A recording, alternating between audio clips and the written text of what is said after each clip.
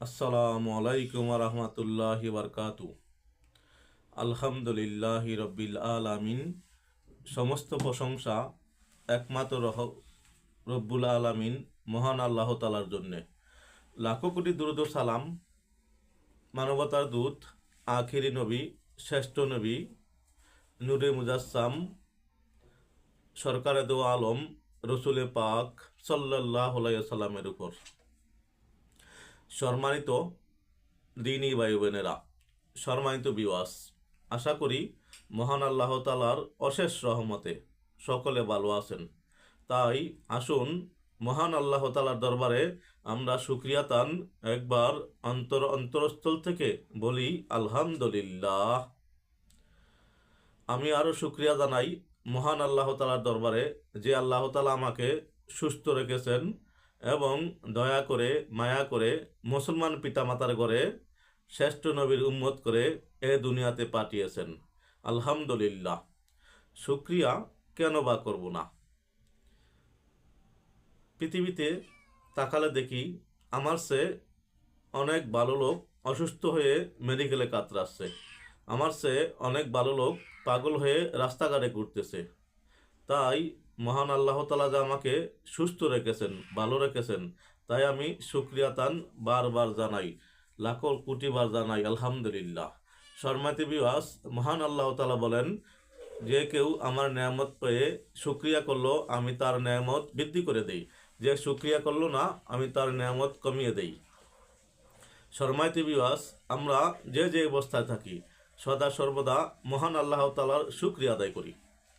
সম্মানিত বিওয়াস, আপনারা দেখছেন মদিনার পথে 97 ইউটিউব চ্যানেল। আমি গুনাহগার এই পবিত্র নামটি রেখেছি অতি আশা করে, অতি বরকত মনে করে। মদিনার নাম শুনিলে ইমানদারের মনে আনন্দ জাগে। যারা গিয়েছে তারা আবার যেতে চায়, যারা যেতে পারে নাই তাদের মনে হাহাকার সৃষ্টি হয়, কবে যাব মদিনা। তাই নাম দিয়েছি মদিনার পথে।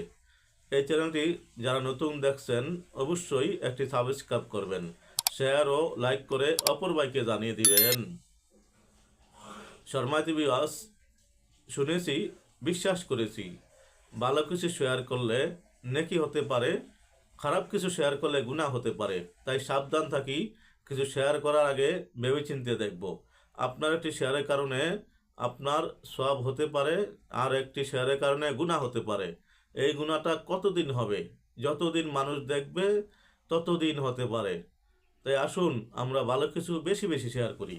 সম্মানিত বিওয়াস, আমি গুনাহগার, চেষ্টা করি কোরআন হাদিস থেকে কিছু বলার জন্য। মহান আল্লাহ তাআলা আমাকে যেন তৌফিক দেয়। আসুন আজকে আমরা জানব পবিত্র কালামুল্লাহ শরীফে একটি সূরা, সূরা ইব্রাহিম নামে পরিচিত। এই পবিত্র সূরা কোরআনের 14তম সূরা নামে পরিচিত। সূরা ইব্রাহিম মুসলিম জাহানের জাতির পিতা হযরত ইব্রাহিম আলাইহিস সালামের নামকরণ অনুসারে এই পবিত্র সূরাটির নাম দেওয়া হয়েছে সূরা ইব্রাহিম। সূরা ইব্রাহিম অতি বরকতময় সূরা। এই সূরাতে আয়াত সংখ্যা 52, যার ভিতরে রুকু আছে 60টি। এই পবিত্র সূরা নিয়মিত পাঠ করলে অনেক ফজিলত।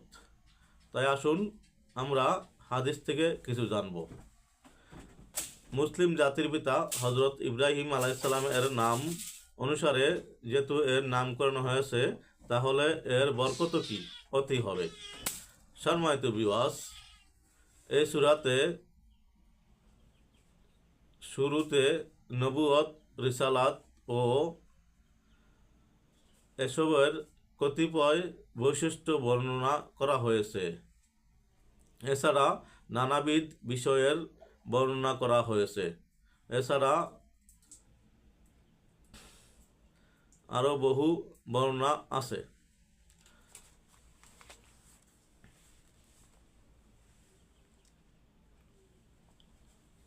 সূরা ইব্রাহিম মক্কায় অবতীর্ণ হয়।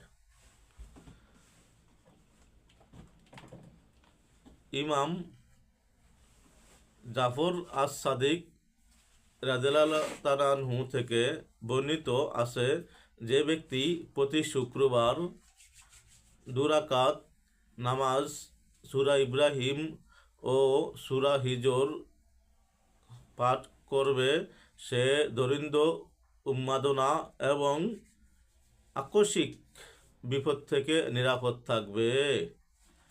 সূরা ইব্রাহিম বেশ কিছু আয়াত আমাদের কৃতজ্ঞ হওয়ার গুরুত্বারোপ করা হয়েছে এবং আমাদেরকে স্মরণ করিয়ে দেয়, যার মধ্যে রয়েছে 5 নং আয়াতে, তারপরে 32 থেকে 34 নং আয়াতে আমাদের জন্য প্রকৃতির উপহারের কথা মনে করিয়ে দেয়, যা আমাদের জন্য তৈরি করা হয়েছে। আকাশ, পৃথিবী, বৃষ্টি, ফুল, ফল, জাহাজ, সূর্য, চাঁদ, রাত এবং দিন। সূরা ইব্রাহিম আধ্যাত্মিক সুবিধা প্রদানের পাশাপাশি এটি শারীরিক এবং মানসিক নিরাময়ে আনতেও বিশ্বাস করা হয়। এছাড়া এটি নেতিবাচক এবং মন্দ আত্মার বিরুদ্ধে সূরাটি সুরক্ষা প্রদান করে বলে বলা হয়, এবং যদি